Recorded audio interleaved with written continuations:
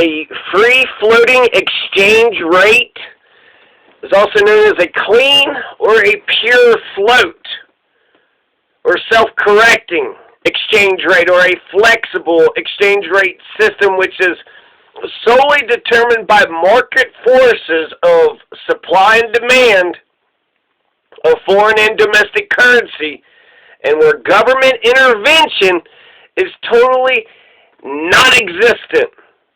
That's what a free floating exchange rate is.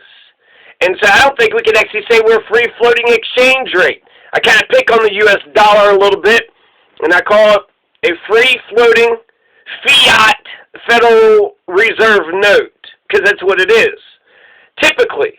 But with the quantitative easing that they're initiating right now, they're expanding the money supply, printing up more money, therefore they're devaluing the dollar.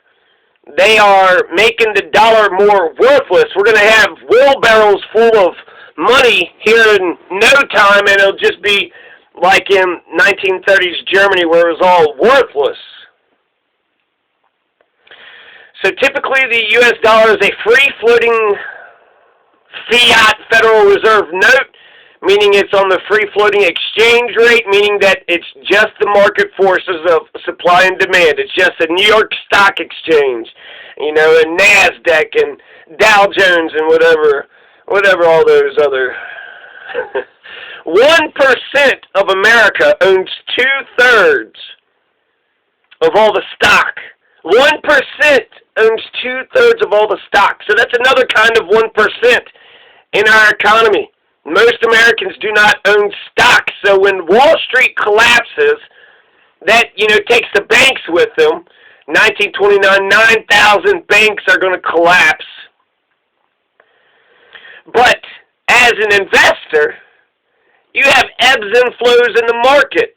The bubble gets bigger and bigger, then it bursts, and then it's just, it's cyclical. And they already know this. They already know this, that it's cyclical.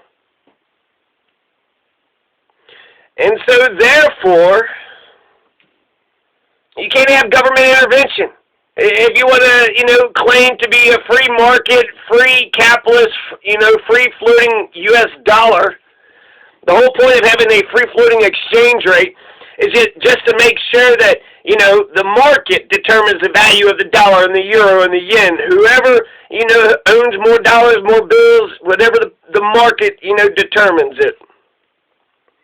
And all hail the free market, all worship at the altar of the magical free market, just like Milton Friedman. Milton Friedman loved the free market. Now, a free-floating exchange rate is different than a fixed or a pegged rate. And that's a rate that the central bank of the government sets and maintains as the official exchange rate. A lot of new currencies and cryptocurrencies they should use a fixed rate to get some confidence for their currency by dick riding on a better, stronger currency, or precious metal, or land. The colonial Pennsylvania's paper currency, their pound. So Pennsylvania had their own dollar in early colonial America. And for 52 years, from 1723 to 1775, their paper currency was secured by land holdings against the dollar, or against the gold. So they had a dollar secured by land against gold, meaning that they didn't tie it to gold, they were actually competing with gold, and they said, look, our dollars actually correspond with Pennsylvania land. And it upheld, and it was strong up until 1775, which would be when the Continental came and fucked everybody over. So the U.S. dollar, a.k.a. the, formerly free-floating fiat, it's still fiat, still Federal Reserve note, tied itself to gold in 1914. So they pegged its rate, they fixed its rate. It wasn't free-floating. The U.S. dollar was not free-floating in 1914 up until 1971. So for 1914 to 1971, the U.S. dollar, the Federal Reserve note, was tied to gold. So that was a fixed pegged rate, just like the colonial Pennsylvania had pegged its paper currency to land. And then you have, they use it, a lot of nations, including our own, we have a lot of foreign currencies in our banks.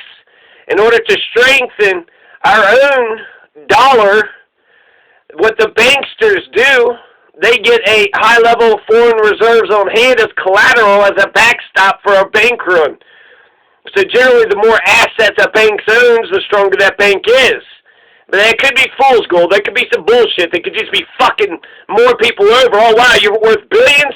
You must have fucked billions over them. The more assets a bank owns, typically they get back whatever, they say they get back, and they won't sink, and therefore a bank, it instills confidence. But it's not Texas tea.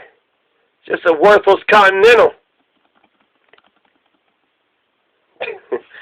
So, yeah, that's what, do you want it to be valuable, or do you want it to be a Continental? Do you want it to be a U.S. dollar? Do you want it to be gold? Basically, I think right now, the way things stand, the way I understand everything, gold and the dollar are like the two strongest, currencies out there, the two strongest cash monies out there. The dollar and, what was the other thing I said? Gold. Gold is actually, in America, we don't use gold to, buy anything with. So gold is kind of, it's got value, but is not as money, not as currency.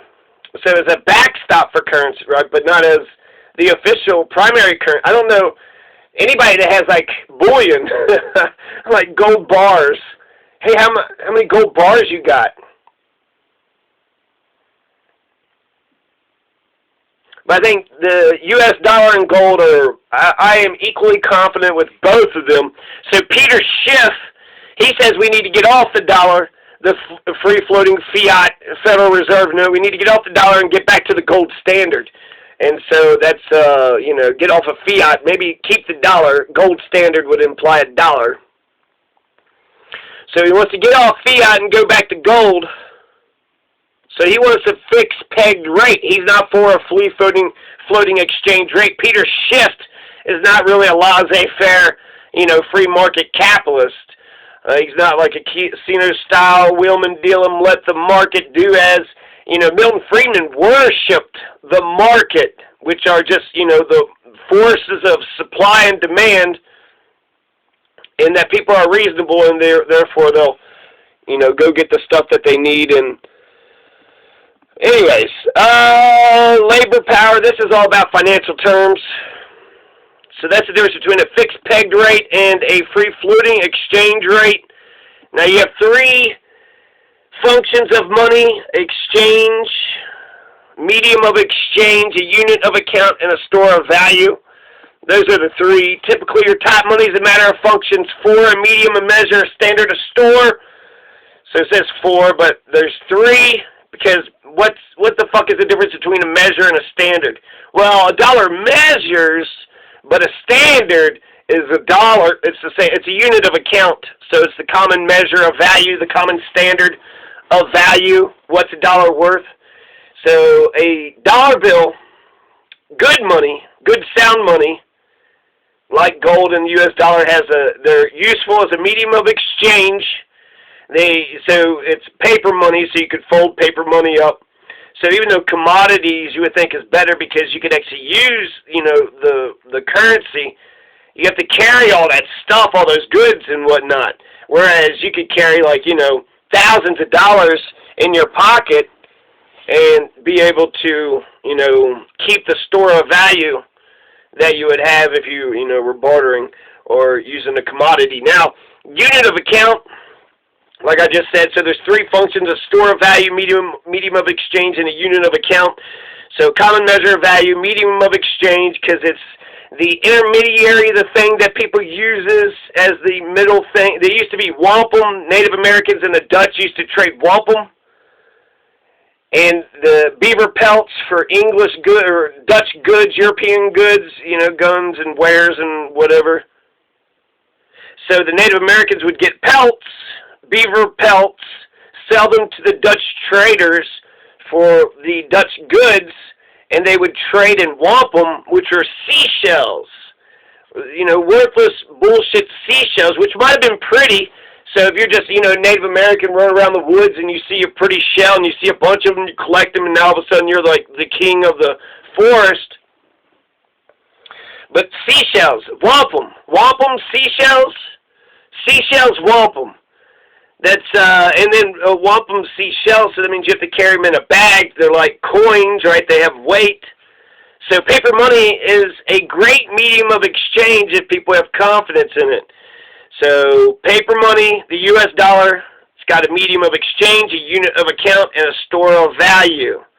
A store of value is the function of an asset that can be saved, retrieved, and exchanged at a later time, and predictably, it'll be useful when it's retrieved. You can predict it. You can rely on in the future that you'll be able to get it. More generally, a store of value is anything that retains purchasing power into the future. An individual's wealth is the total of all stores of value, including monetary and non-monetary assets. Examples of stores of value: food has a store of value, especially non-perishable food. Water, shelter, gemstones, kind of, that's more collectors' things. Labor, notes, collectibles, bonds, fine wine, precious metals, real estate, stored value cards like your gift cards, livestock, gold, silver, platinum, palladium. So they all have a store of value. Gold is going to retain its store of value tomorrow, but I don't know if palladium is going to hold up. And I'm not sure if people are trading platinum. I mean platinum. Well, we went platinum, so I know it's up there, but it's not gold and silver up there, is it? Is platinum about to become gold and silver? Is platinum going to overtake gold and silver? How's the platinum market doing? How is the platinum? I mean, gold and silver is pretty, but platinum, that's pretty too. So is there a rock or silver or metal or a precious stone out there that's prettier than silver? There's diamonds. Well, shit, how's the diamond market doing? We should back our currency with diamond. We shouldn't go back to the gold standard. We should go to a gold, silver, and diamond standard. And rubies. Gold, silver, diamonds, and rubies, and platinum, and palladium standard. We need to go back to the palladium standard. Okay, so fiat currency, commodity currency. Fiat is bullshit currency. Commodity currency means that it's a good. So typically you use it as a medium of exchange, but you can also use it. So I think of like ramen noodles, cigarettes in prison, and just like wampum. They were not a commodity. Wampum was fiat. It was fiat bullshit. So it wasn't even a good, unit of exchange at the time. It was small, but paper money, is way better.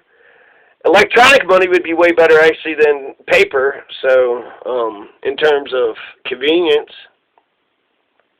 But commodity is an actual thing, right? They used copper, gold, silver, salt, peppercorns, tea, belts, alcohol, cigarettes, marijuana, silk, candy, nails, cocoa beans, calories, ramen noodles, barley. Who the fuck is trading in barley? I'll give you a piece of barley for that Harley. I'll give you some barley for that Harley. 6.6 million jobless claims. So, yeah, American economy's fucked. Anyways.